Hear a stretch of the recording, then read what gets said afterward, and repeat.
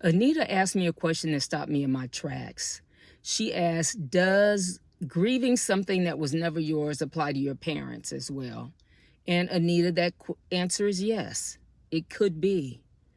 And I want you to know I'm not speaking from textbook today, I'm speaking from personal experience.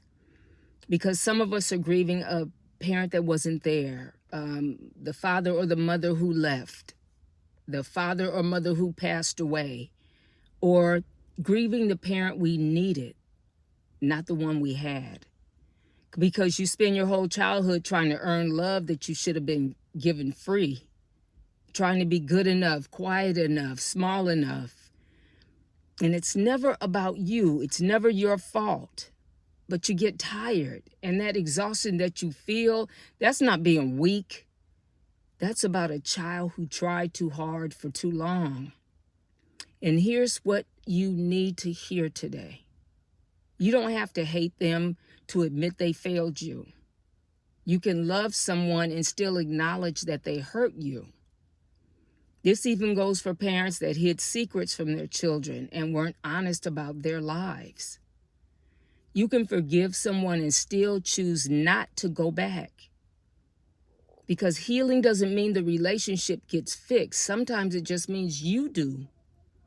Because you're allowed to grieve what you never had. You're allowed to mourn the childhood you thought you deserved. And you're allowed to heal, even if you never get an apology. And for those of you whose parent is no longer here, whose parent has passed before you got the conversation you needed, and before you got the apology you felt you deserved, hear me clearly. The apology can still happen, just not from them, but from you to yourself. You can look in the mirror and say, I deserved better, and that can be enough to start healing. Death doesn't have to be the end of your healing journey. It just means the healing happens within yourself. You deserved better, Anita, and so does every single one of you watching this who needed to hear this today.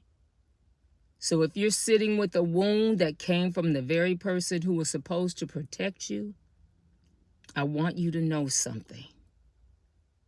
You're not broken. You're not a secret. You're not the affair. You're not the abuse. You are not the silence they kept.